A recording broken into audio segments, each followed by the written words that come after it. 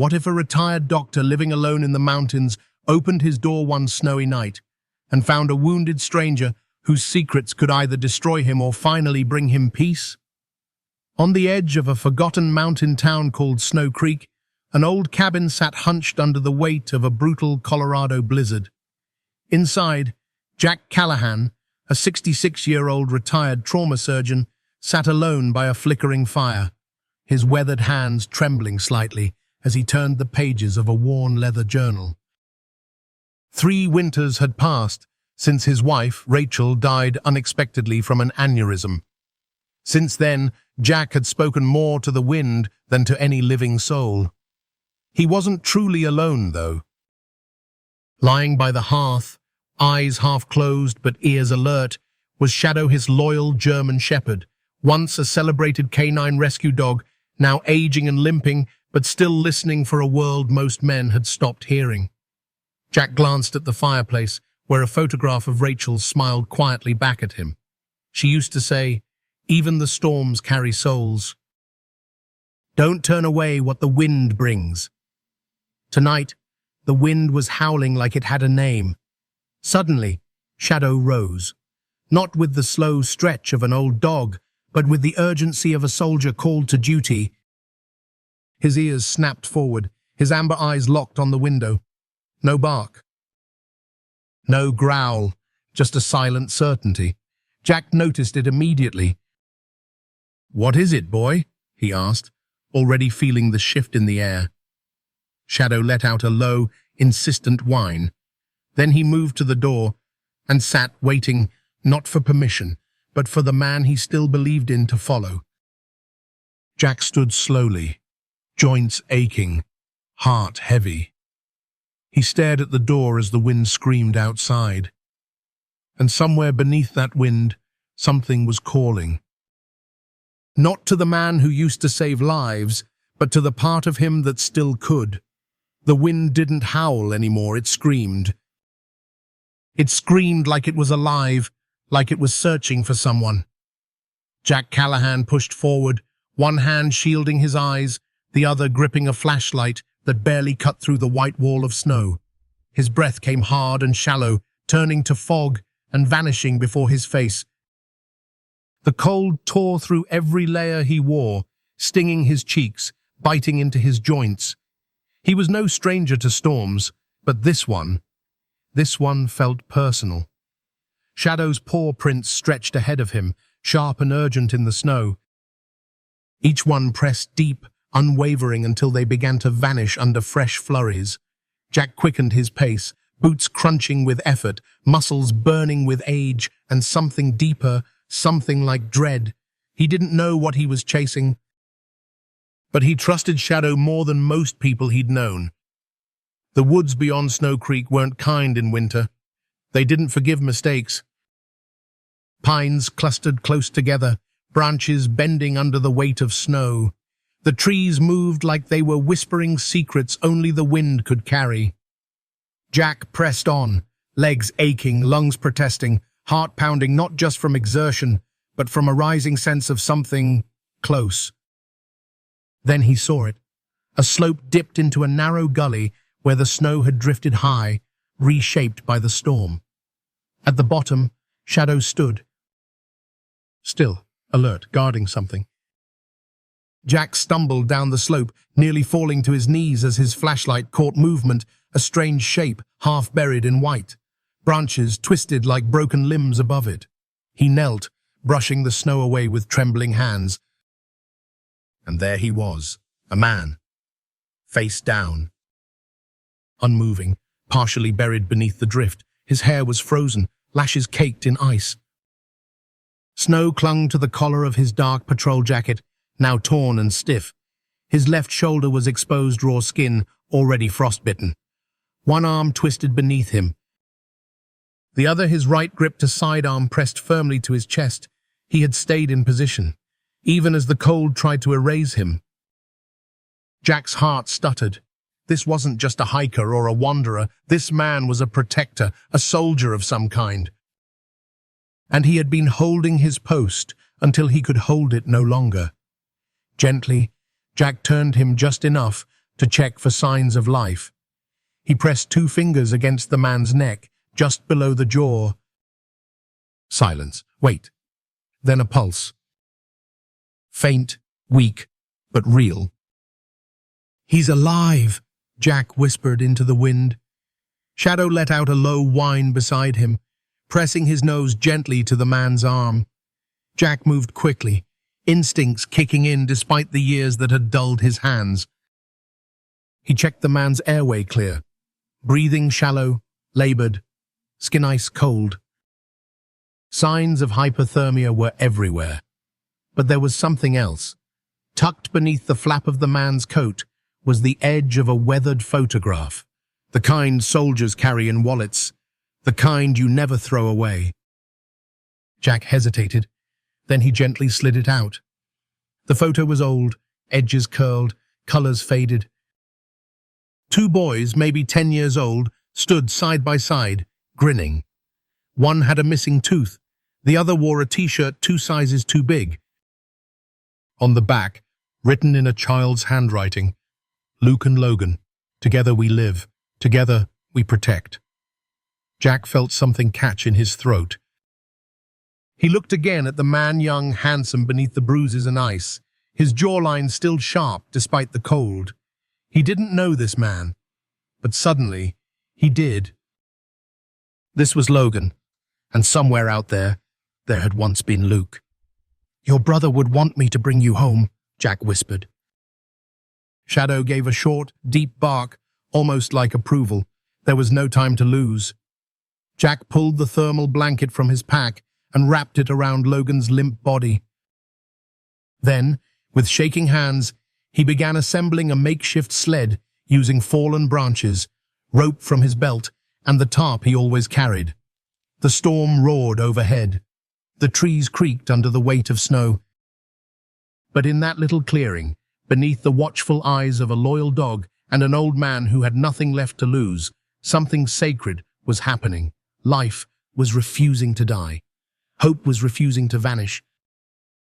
Jack hoisted Logan's body onto the sled, muscles screaming with the effort. He wasn't young anymore. But some instincts don't age. He began the long pull back up the slope, Shadow trotting close by, ears back, eyes forward. Step by painful step, they moved through the storm. 3 silhouettes against the fury of winter, one old, one broken, one faithful. And far behind them, buried in the snow, the echo of that child's vow remained. Together we live, together we protect. The storm didn't ease up. If anything, the wind howled harder, like it was furious that Jack Callahan had dared to take someone back from its grip. But Jack didn't stop. He gritted his teeth and pulled the sled, each step sinking deep into the drifts. His knees burned. His spine ached. His hands, once steady in operating rooms, were now raw from rope and ice. But none of that mattered. What mattered was the unconscious man bundled in the thermal blanket behind him. What mattered was Logan Pierce, a stranger who felt like something more. Shadow, the German shepherd, walked close to the sled, nose twitching, always alert. He didn't whine, he didn't bark, he just watched, like he knew how thin the line between life and death really was. It took nearly an hour to make it back to the cabin. By then, the fire inside had burned low, casting only dim flickers of gold across the wooden floor. Jack pushed the door open with his shoulder, snow blasting in behind him, and pulled the sled into the warmth. Shadow followed, shaking off the frost. For a moment, everything was still. Just the quiet crackle of the hearth, the heavy breathing of an old man, and the faint, almost invisible rise and fall of Logan's chest. Jack dropped to his knees beside the young man and began his work. He had been retired for nearly a decade. But as his hands moved, removing torn layers, checking vitals, cleaning frozen wounds, it was as if no time had passed. The instincts came back like muscle memory. Check the pulse, stabilize the airway. Stop the bleeding, re-warm the core. He started by unwrapping the shoulder purple with bruising, skin split along the clavicle. It wasn't just dislocated, it was fractured and deep. Jack grunted, pressing a clean cloth into the wound. "You held your post," he murmured. "Now let me hold mine." Logan's body was a map of damage, frostbite along his fingers, cracked lips, chapped beyond bleeding, a deep gash along his rib cage, likely from a fall or branch.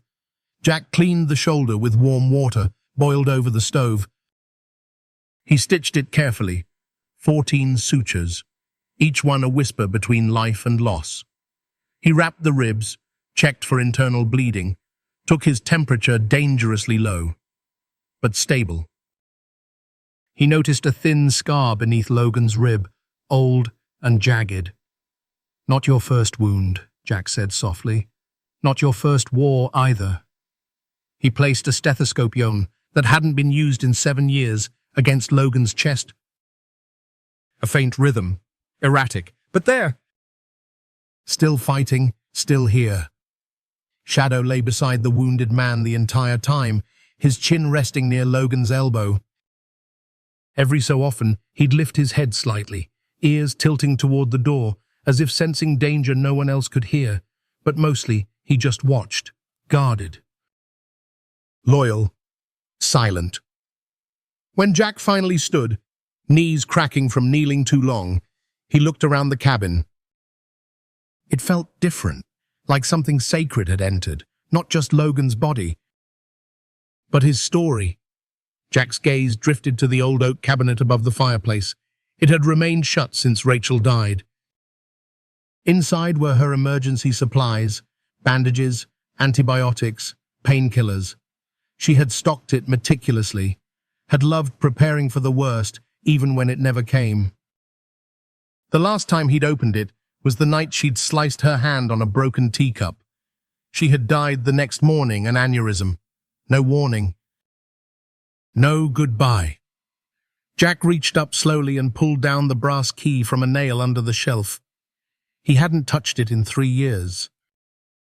With a quiet click, he unlocked the cabinet. The hinges creaked open. Inside, everything was still there untouched, clean, waiting. He grabbed what he needed and returned to Logan. After one last round of checking vitals, he ladled some broth into a ceramic bowl and set it by the hearth to cool. Then he just sat. At Logan's side, at Shadow's side, at the edge of something unspoken. Time passed. How long, Jack wasn't sure. The fire snapped. The snow whispered against the window panes, and Logan stirred. It was small at first, just a twitch of his fingers. Then a flutter of his eyelids. Jack leaned in. "Easy now," he said quietly. Logan's eyes opened, unfocused and glassy. His lips moved. A rasp. "Luke." Jack blinked. "No, not Luke." Confusion flickered in Logan's gaze. He tried to rise, but his body betrayed him. He winced in pain. "Lie still," Jack said, placing a steady hand on his uninjured shoulder. "You're lucky to be alive. My dog found you." Logan's eyes shifted toward Shadow. The old dog, sensing the gaze, lifted his head slightly, tail tapping once. "That's not my dog," Logan whispered. Jack raised an eyebrow. "Could have fooled me." A faint smile ghosted across Logan's mouth. "I guess I owe him then." They sat in silence for a moment. Only the fire spoke. Jack finally introduced himself. "I'm Jack Callahan, doctor, retired. This is my cabin." "That's Shadow." Logan nodded slowly. "Logan Pierce, officer." His voice was hoarse. "I think I was tracking someone." Jack held up a hand. "You can tell me more later." He stood and retrieved the bowl of broth, kneeling again beside Logan. "Can you swallow?" Logan nodded. Slowly, painfully, he drank. After a few spoonfuls, he paused. "Why'd you come out for me?" he asked. Jack looked at the younger man. There was no dramatic answer, no heroic speech. He just said, quietly, "Because my dog ran into the storm, and because my wife once wrote something about listening to the wind." That night, as Logan slept, again his breathing steadier, color returning to his cheeks. Jack sat at the edge of the bed, staring at the fire. He poured a glass of scotch but didn't drink it. Instead, he watched the flames flicker across a photo of him and Rachel, taken the year before she passed. For the first time in years, he didn't feel like he was waiting for something to end. He felt like something was beginning. Morning arrived slowly, like it was unsure it was welcome. Light filtered through the frosted windows of the cabin in soft grey hues, touching everything with the gentleness of fog. The storm had passed, leaving behind a world blanketed in silence. Inside, the cabin breathed. A low fire cracked in the hearth. Steam rose from a pot of broth. The air carried the faint scent of cedar, old wool, and something older still, grief, turned into routine. Logan Pierce lay bundled beneath heavy blankets on a makeshift cot near the fire. His breathing was slow but steady now. His bandaged shoulder rested awkwardly at his side. His body still radiated pain, but no longer the life or death kind. At his feet, Shadow, the old German shepherd, lay curled, tail flicking occasionally, one eye open, always watching. Across the room, Jack Callahan sat at the kitchen table with a mug of black coffee between his hands untouched. He wasn't watching Logan exactly. He was watching time, the way it curved around some people and forgot others entirely. Logan stirred. A slow breath, then his eyelids fluttered. Jack noticed the shift immediately. He stood, crossed the room in 3 long steps, and knelt by the cot. Logan blinked up at him, groggy, confused. Then he rasped, "Where?" "You're in my cabin," Jack said calmly. "You were found in the snow. Hypothermia. Frostbite, bad shoulder." Shadow lifted his head and gave a quiet, approving chuff. Logan's gaze moved to the dog. He smiled faintly. "That mutt again." Jack chuckled. "That mutt saved your life." Logan looked around slowly, eyes adjusting to the warm light, the thick beams, the small kitchen, the firelight. He whispered, "Feels like I've been here before." Jack raised an eyebrow. "You haven't." Logan was quiet for a long time. Then, softly, "I was dreaming." "About my brother." Jack paused. He sat down slowly on the stool beside the cot. "You mentioned him." "Luke, right?" Logan nodded. "He was my twin." His voice cracked at the edges. "We were cops. Partners. We made a promise when we were kids. Together we live, together we protect." A silence settled. The kind that isn't empty, but heavy. "I lost him last year," Logan continued. "Ambush. He shielded me with his own body. I was the one they were after." Jack said nothing, because there was nothing to say, so he simply listened. And Logan kept talking, not like a man explaining something, but like someone who had been holding it in for too long. "He was the brave one. I just followed his lead." Jack glanced toward the shelf above the fireplace. A small framed photo sat there. 2 hands in the dirt. A trowel. A garden bed. Rachel's. He remembered her voice, warm and unshakable. "The brave ones aren't loud, Jack." "They're the ones who show up anyway." Logan's eyes drifted shut again, but his fingers fidgeted, searching. Jack noticed him reach inside the fold of his coat, still draped nearby, and pull out a small black notebook, edges curled, ink-stained from snow. It looked more like a personal diary than something tactical. "Mind if I?" Jack asked. Logan hesitated, then nodded. Jack opened it gently. What he saw wasn't police reports or coordinates. It was poetry, short fragments, incomplete thoughts. Grief trapped in rhythm. "Liam, I still hear you in the quiet. I make coffee for 2 without thinking. I still walk into rooms expecting you to be there. I haven't gone home, because it doesn't know me anymore." Jack swallowed hard. He hadn't expected poetry from a man who'd held a sidearm in a snowbank. But maybe that was the point. He handed it back, carefully. Logan held the notebook like it was made of glass. "I wrote those at the hospital," he said. "After Luke died, I couldn't talk to anyone, so I wrote." Jack nodded. "Grief makes ghosts of the living," he said softly. "But poetry gives them a voice." Logan looked at him, eyes narrowed. "Did you lose someone too?" Jack didn't answer right away. Instead, he turned his gaze to the old armchair across the room. Over its back hung a faded blue shawl. It hadn't been moved in 3 years. "Rachel," he said finally. "My wife." He said the words like he was afraid they'd disappear in the air. "Brain aneurysm. No warning." "She died before the tea finished steeping." Logan looked down. "I'm sorry." Jack shook his head. "Don't be." Time doesn't heal everything, but it does soften the edges. He stood and crossed to the chair. His hand brushed the shawl lightly. "I kept this," he said, "because I wasn't ready to let go.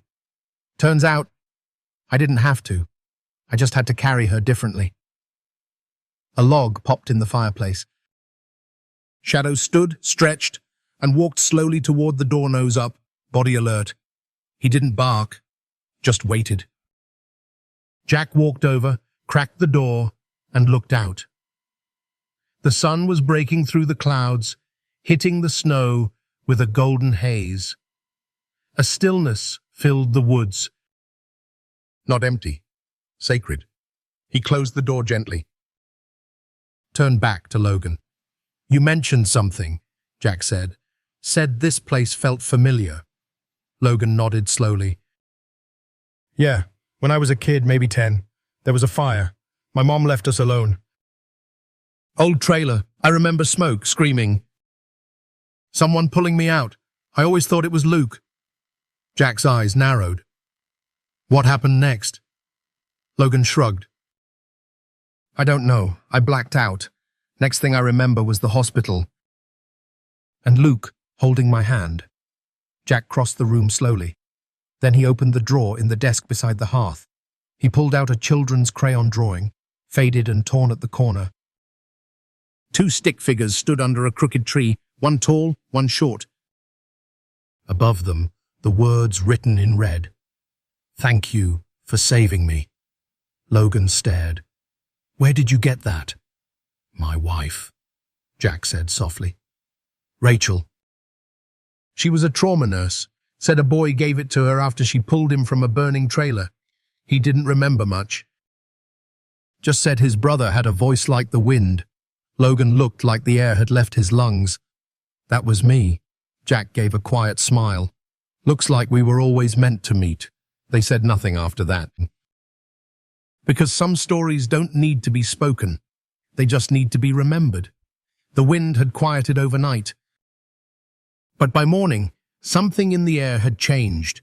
It wasn't the cold, though it still pressed heavy against the windows. It was the feeling that something unseen had entered the forest, something watching, waiting. Jack Callahan stood near the cabin's wood stove, ladling warm broth into a tin mug. Across the room, Logan Pierce was sitting upright now, wrapped in a blanket, his movements stiff but stronger than the night before. Shadow lay at Logan's feet, head resting on his paws. His amber eyes, though half-lidded, tracked every sound outside. "You sleep at all?" Jack asked, handing the mug over. Logan took it with both hands. "Some," he said. "Dreamed of snow and sirens." Jack didn't press. Silence settled in for a few minutes, companionable, tired. But it didn't last. Suddenly Shadow snapped upright, his head jerking toward the door. A growl rumbled low in his throat. Not loud, not aggressive, warning.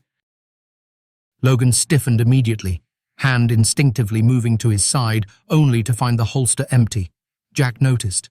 "What is it, boy?" he asked. Shadow didn't move, just kept growling softly, ears pointed toward the tree line outside. Jack stepped toward the window and pulled the curtain back just an inch. Nothing. Just a sea of white and pine trees under a slate-grey sky. But the silence felt too perfect, like the woods were holding their breath. "Something's not right," Logan muttered, setting the mug aside. Jack nodded. "He doesn't growl unless there's reason." Logan's jaw tightened. "I heard a shot the night I went down," he said. "Could have sworn it was deliberate." "Not a hunter." Jack looked at him. "You think someone was tracking you?" Logan didn't answer right away. Instead, he reached inside the inner pocket of his coat and pulled out a small black object wrapped in cloth. He laid it on the table. Jack leaned in. It was a tracker. Sleek, compact, military grade. The kind of thing not sold on the open market. "I found it buried in my coat lining," Logan said. "Didn't even know it was there." "Someone planted it." Jack's stomach dropped. "Someone was hunting you." Logan nodded grimly. "Yeah. And if they're smart, they're still out there." They didn't need to speak further. In moments, the room changed. Jack moved with precision, checking door latches, pulling old blackout curtains from drawers, setting candles out in case the generator failed. Logan did what he could, propped his shoulder, kept low, loaded the old rifle Jack handed him. The warmth of the fire remained, but the cabin felt colder somehow. Not in temperature, in tension. Shadow paced by the door, occasionally stopping to sniff beneath the frame. Then a sharp pop echoed through the trees. A single gunshot. Not close, but not far enough either. Logan stood slowly. "That's a signal." Jack looked at him. To who? To whoever's listening. They waited in still silence for several heartbeats. Nothing followed, no shout, no footsteps. Just the wind, creeping under the eaves. Suddenly, Shadow barked a deep, urgent sound, then bolted toward the door. "No!" Jack called, but the door creaked open from the dog's momentum. Shadow was gone. A flash of fur disappeared into the woods. Jack cursed under his breath and reached for his coat. "You can't go after him," Logan said, rising from the cot, grimacing from the pain in his side. Jack hesitated, then nodded. "Then we do what we can from here." Together, they secured the cabin. Curtains drawn, windows latched. Side door barred with a wooden beam Jack hadn't touched in years. The fire was kept low, just enough to stay warm, but not enough to cast a glow outside. Logan kept watch at the back window, rifle propped beside him. His eyes scanned the snow-covered trees, searching for movement. Jack sat near the front door, flashlight in one hand, Rachel's old field radio in the other. Minutes turned to an hour. Then a scratching, soft, at first almost imagined. Then clearer. Shadow. Jack opened the door a crack, and the old dog stumbled in limping, chest heaving. There was blood across his left shoulder, but that wasn't all. Clenched in his jaws was a metallic object, small and black. He dropped it on the wooden floor with a clink. Logan moved quickly, scooping it up. "A dart," he murmured. "No, a transmitter." Jack helped Shadow to the rug and began cleaning the wound with warm water and antiseptic. The gash wasn't deep, but it was long, probably from a branch or brush with something sharp. "Whoever's out there," Logan said as he examined the device, "they're not amateurs.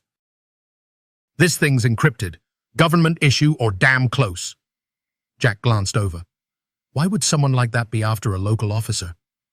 Logan's jaw clenched. "They're not after me because I'm local. They're after me because of what I know." He sat back, face drawn, sweat beading on his brow. "There was a leak in my department," he said. "I was tracking a weapons ring running shipments through Colorado mining routes. They knew our moves before we did." "Inside job?" Jack asked. "Has to be." "I went dark a week ago.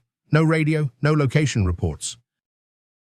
"But if someone planted that tracker," he tapped the device, "then they knew I'd disappear, and they didn't want me found." Jack exhaled slowly. "So now they know you're alive?" Logan nodded grimly.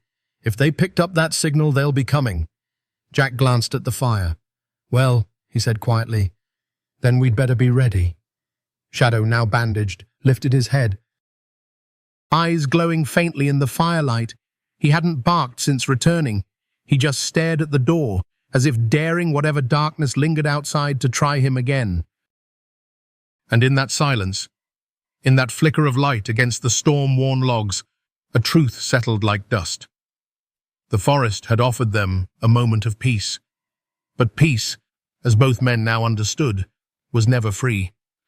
Twilight crept over Snow Creek like a slow, blue hush. The cabin sat nestled beneath the pines, its chimney leaking a thin trail of smoke into the grey sky. Inside, everything had the stillness of held breath. Jack Callahan stood near the front door, double-checking the rifle beside it. Logan Pierce, still sore but steady on his feet, moved with measured care, scanning each window for shadows that didn't belong. Shadow, the wounded German shepherd, rested near the hearth, his ears twitching at every creak of wood. Outside, the storm had passed. But the threat hadn't. The signal transmitter Shadow had returned with still sat disassembled on the table as silent warning. Whoever was hunting Logan wasn't finished. Not by a long shot. That's when they heard it. A knock. One sharp, deliberate rap at the front door. Jack and Logan froze. The rifle was in Jack's hand in a second. Logan, still wrapped in gauze, positioned himself behind the wood stove. Another knock, slower this time, still calm. Not urgent, not frantic. Jack stepped closer. "Who is it?" he called, voice firm. A pause. Then a voice, female, low, steady, unshaken by wind or danger. "It's Thelma. I brought lanterns and questions." Jack exhaled. He cracked the door open. Standing there, boots half buried in snow, lantern in hand, coat flapping in the breeze, was Miss Thelma, his nearest neighbor, if a half-mile of mountain trail still counted as near. She was in her early 60s, tall and wiry, hair pinned beneath a wool hat. Her face was lean and weathered by years of winter, and her light blue eyes missed nothing, not the tension in Jack's shoulders, nor the gun in his hand. "You gonna invite me in, or is this a bad time?" she asked dryly. Jack stepped aside. She walked in like she owned the storm. Logan stood when she entered. Thelma's eyes locked on him, her brow furrowed. She took one slow step closer. "I know you," she said. Logan blinked. "I don't think we've met." "No, we haven't," she said, setting the lantern down. "But I knew your mother." That landed like a thunderclap in the silence. Jack looked up sharply. Logan's body went still. "My mother?" he said. Thelma nodded, unwrapping her scarf and unzipping her coat. "Grace," she said. "She lived in the trailer park down the valley. You and your brother used to run around barefoot in the snow, chasing crows like they were dragons." Logan's mouth opened.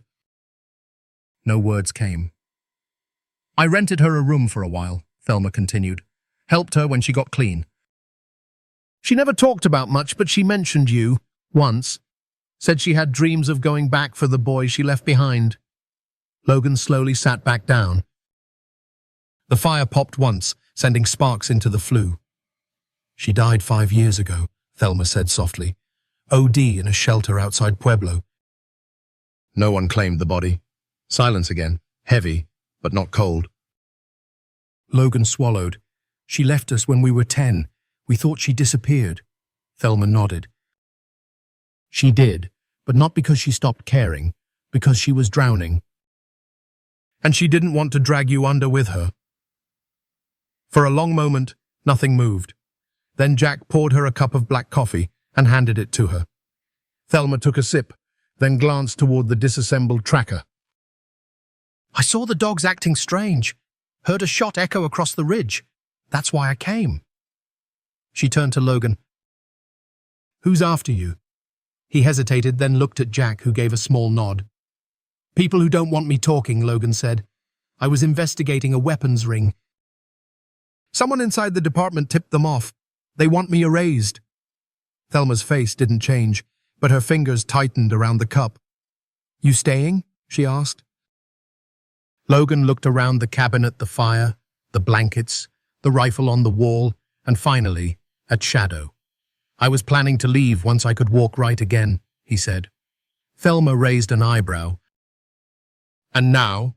He met her gaze. "Now, I'm not so sure.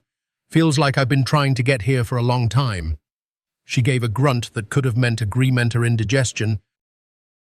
Then she said, "You might want to stay low for another reason."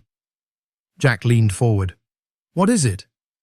Thelma reached into her coat and pulled out a thin, folded piece of paper.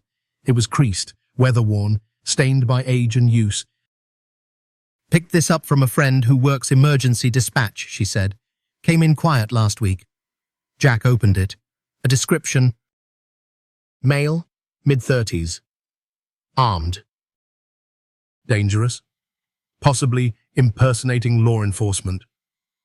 Attached was a blurry still frame from a trail camera. It was Logan. "They're painting you as a rogue," Thelma said. "If someone's listening on the wrong frequency, they'll be looking to bring you in or worse." Logan's jaw clenched. "They're burying me before I get the chance to speak." Jack folded the paper and tucked it in the drawer. "Then we won't give them the chance." They talked late into the night, of names that mattered, of voices that never came back, of second chance show rare they were. How sacred. Logan sat quietly for much of it, listening more than speaking.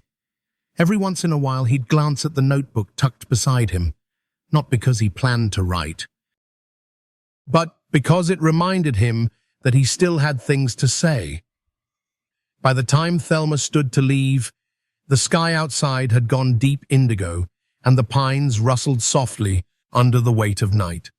She stepped onto the porch and turned back. "If they come again," she said, "light 3 lanterns. I'll see it from my ridge." Jack nodded. "Thank you." She squinted at Logan. "You ever thought about becoming something more than what they say you are?" Logan looked at her. "Every day since my brother died." Thelma smiled. "Good. Then maybe you're finally where you're supposed to be." She stepped into the dark, and her lantern disappeared among the trees. Inside, Shadow curled again by the hearth, and Logan whispered, more to himself than anyone else, "Sometimes the past sends its shadows when the world gets too quiet."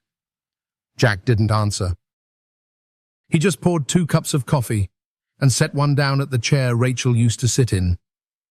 Because the past had come calling. But this time, they weren't going to run. By noon the next day, the wind had died, but the tension had not. The forest outside Jack Callahan's cabin was still too still. The kind of silence that didn't bring peace, but warning. Inside, Logan Pierce sat at the edge of the table, shoulder bandaged, eyes sharp. In his lap rested the black notebook pages filled with fragments of grief and truth. He wasn't writing now. He was waiting. Shadow lay by the front door, ears flicking at every sound. Even wounded, he kept his post. Jack, ever steady, adjusted the dials on the old shortwave radio, and then they heard it. A crackle, a soft hum, and then a voice. "This is Agent Grace Howard, DEA. Confirming coordinates. Extraction inbound." "Over." Jack looked to Logan. "You ready?" Logan didn't answer right away. He stood slowly, grimacing from the pain, and nodded. "Let's end this." 40 minutes later, the sound of a black helicopter shattered the quiet. Snow exploded into the sky as it descended in the clearing beyond the ridge. 6 agents moved quickly, rifles secure, boots soundless. At the front walked Grace Howard, mid-40s, braid tucked into a tactical helmet, green eyes scanning like a hawk. She didn't smile. She didn't need to. "Logan Pierce," she said when she saw him. "You look like hell." Logan gave her a crooked grin. "You always did have a way with compliments." She knelt beside Shadow, giving the dog a quick, firm stroke behind the ears. "He's still carrying the team, huh?" Logan nodded. "He found me, saved me." Grace stood, turned to her team. "Target is 5 clicks northeast," she said. "We go silent and split formation at the ridge." Logan's voice cut in, firm despite his injuries. Move fast. He won't stay buried for long. She didn't argue. The woods swallowed them. For an hour, the cabin held its breath. Then 3 sharp bursts echoed from the tree line. Jack grabbed the radio. Status? Grace's voice crackled back. Target detained. Repeat, target in custody. No casualties. Logan closed his eyes. Not in relief, but in release. The weight didn't disappear. It just shifted. The man they captured was Richard Cole, the trafficker Logan and his brother Luke had hunted for over a year, mid-40s. Gaunt, eyes like stone, he had slipped through too many cracks, buried himself too deep. Until now. When the agents marched him past the cabin, Logan stepped outside unsteady but standing.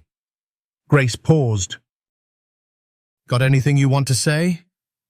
Logan stared at Cole, voice low, raw. For Luke, and for every name you erased without caring to learn it, you'll rot with every one of them staring back at you. Cole said nothing. Logan didn't need him to. That night, the cabin was quiet again, but this time, the silence felt earned. Jack sat near the hearth, cup of tea in hand, watching the shadows play across the floor. Logan stood by the window, looking out into the night. The fight was over. But the war inside that would take longer. Still, for the first time in years, he felt like he'd taken the first step back. Back from betrayal. Back from loss. Back into a world where justice, even fragile, was still possible. Shadow shifted beside the door. And Logan whispered, mostly to himself, "We got him, Luke." The snow had stopped falling. But in Jack Callahan's cabin, something else was stirring. Not danger. Not fear, something quieter, older. Like a memory waking from a long sleep.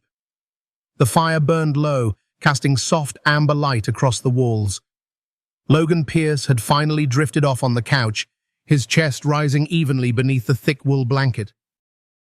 Shadow, ever faithful, lay curled beside him watchful, even in rest.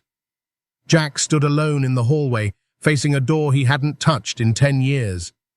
Behind it was the room that had once belonged to Rachel, his late wife. It had remained closed since the morning he'd found her tears steeping, smile half-finished, aneurysm taking everything in a moment. He had sealed the room like people seal pain tight, distant, reverent, but never resolved. Now, with Logan asleep and the danger outside for now dissolved, he felt something inside him shift. Not dramatically, not loudly, but real. He reached for the doorknob. The hinges creaked as the door opened, releasing the scent of dried lavender and old pages. The room was exactly as Rachel had left it. A scarf still hung over the mirror. Books sat stacked neatly on the nightstand. A mug with fading flowers rested on the windowsill, dust settled in its empty bottom. He didn't move for a while, just stood in the doorway, breathing in the silence she had left behind. Then he stepped forward. His eyes scanned the bookshelf, the chair she used to sit in, the desk drawer she always kept locked, until one day she didn't. On the desk, resting in the soft circle of forgotten sunlight, was an envelope. Unsealed. The paper was yellowed slightly at the corners, folded once. On the front, in Rachel's handwriting, "If I don't come back." Jack's breath caught. He sat in the chair slowly, as if his body remembered it more than his mind. He unfolded the note with careful, shaking hands. The letter was simple, no flourishes, no drama. Just her voice, captured in ink. "If I don't come back, promise me something. Don't just keep the door shut and wait for time to forgive you. If you ever find someone who's lost, truly lost, show them how to come back. Raise them to be braver than you, better than me." He read it once, then again. Then, without realizing, he cried, not loudly, not broken, just full of years he hadn't spoken her name aloud. Full of mornings he'd risen and gone through the motions, full of moments like this, when a letter left behind felt like a hand on his shoulder.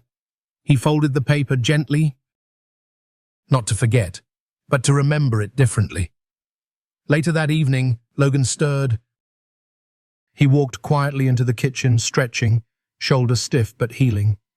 Jack was already there, slicing bread, the fire warm behind him. "You look different," Logan said softly. Jack looked up and gave a quiet smile.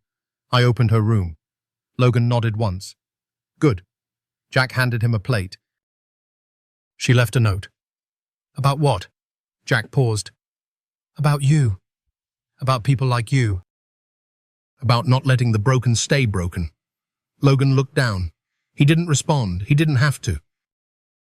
That night, Jack sat at Rachel's old desk once more. He pulled out the letter again.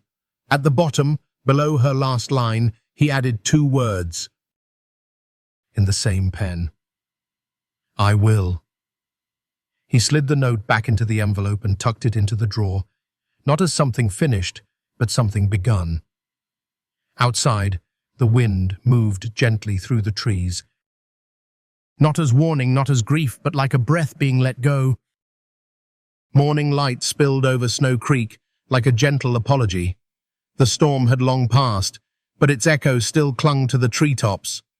Sunlight sparkled on the frost-tipped branches, and for the first time in weeks, the air smelled less like survival and more like beginning.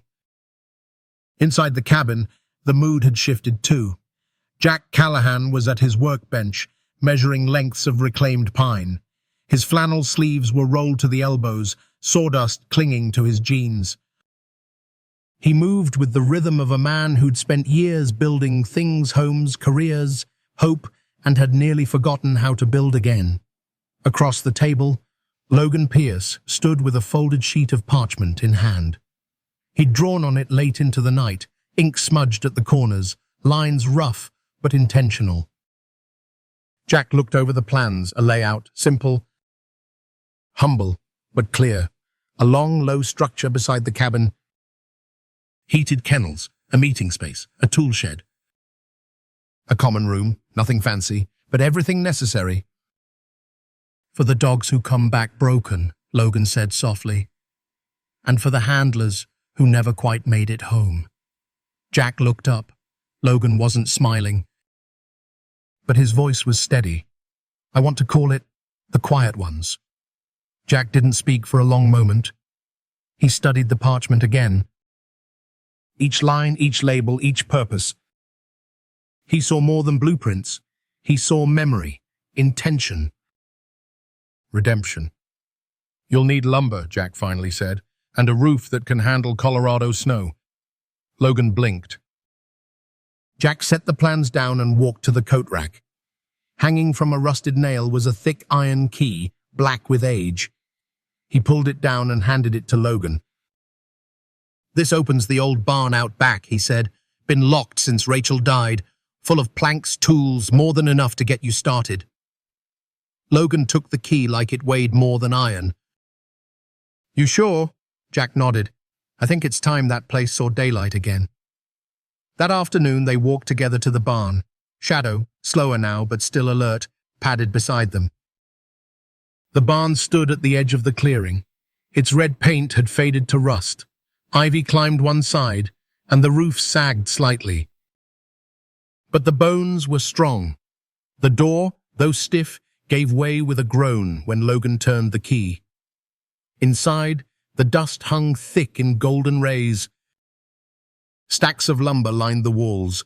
Old tools rested on hooks like sleeping giants. A horseshoe, rusted and crooked, hung above the door. Jack didn't move to take it down. Some things you leave where they are, not out of fear, but out of respect. By dusk, the 2 men had begun clearing space. Logs were stacked, tools wiped clean. A table saw, untouched in years, hummed softly under Jack's steady hand. They didn't talk much, they didn't need to. The sound of work, the rhythm of purpose was enough. Later that evening, Miss Thelma appeared with a sack of supplies slung over her shoulder. Bandages, jerky, a tin of ground coffee, and 2 faded curtains.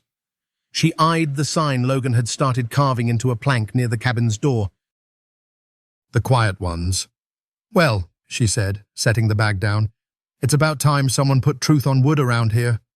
Logan chuckled. We're just getting started. She nodded at the cabin. Then next time, I'll bring curtains that match. Place is starting to feel like a home, not just a memory. That night, Jack returned to Rachel's desk.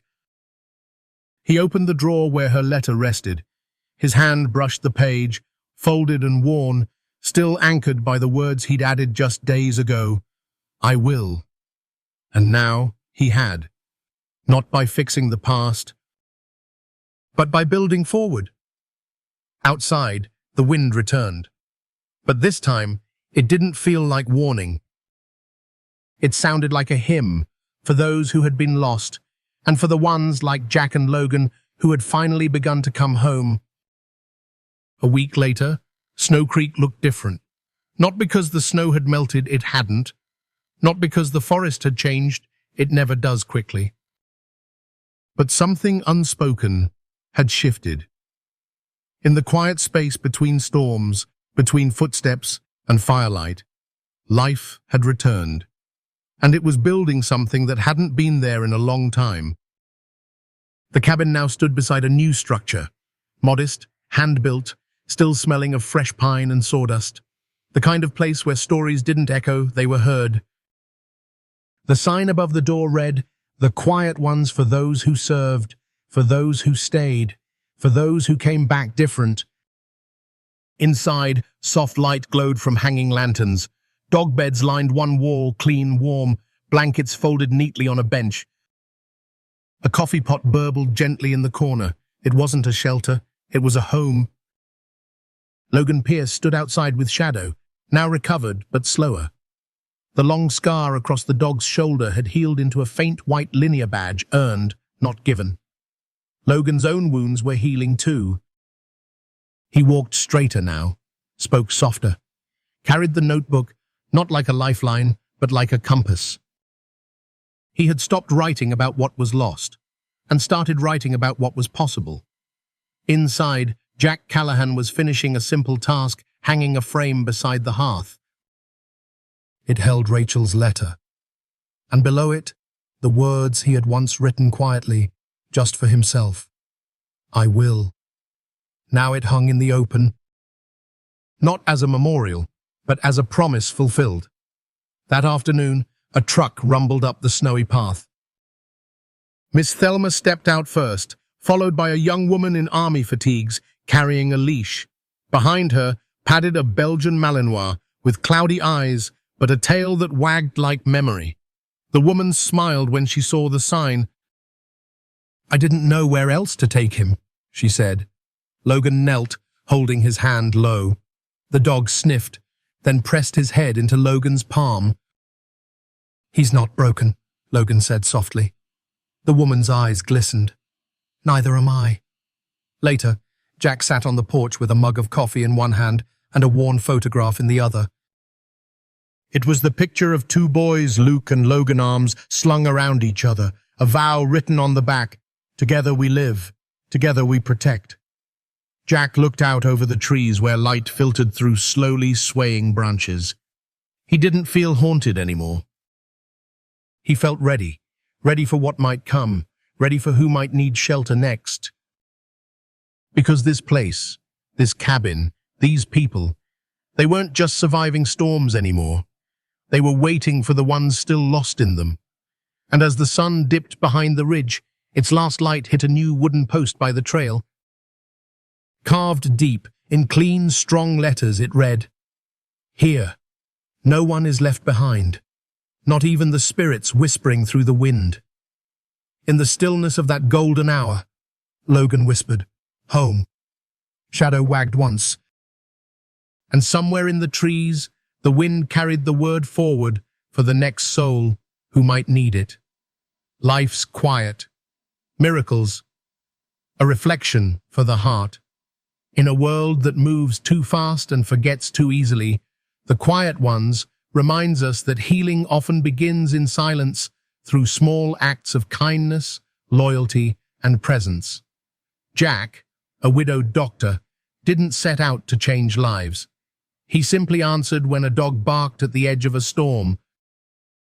Logan didn't ask to be saved, but he showed up, broken and cold, carrying the weight of guilt and war. What unfolded between them was not just survival, it was restoration. For many older Americans, this story resonates because we understand the cost of silence, the ache of loss, and the slow return of purpose. It teaches us that no one is ever too far gone, and no life is too small to matter. A warm fire, a loyal dog, a helping hand, these are the building blocks of redemption. In the end, home is not a place. It's a choice to welcome, to forgive, and to rebuild. And perhaps the greatest legacy we can leave is not wealth or fame, but a quiet space where others can finally rest and begin again. Let us never forget. The quiet ones often carry the loudest truths,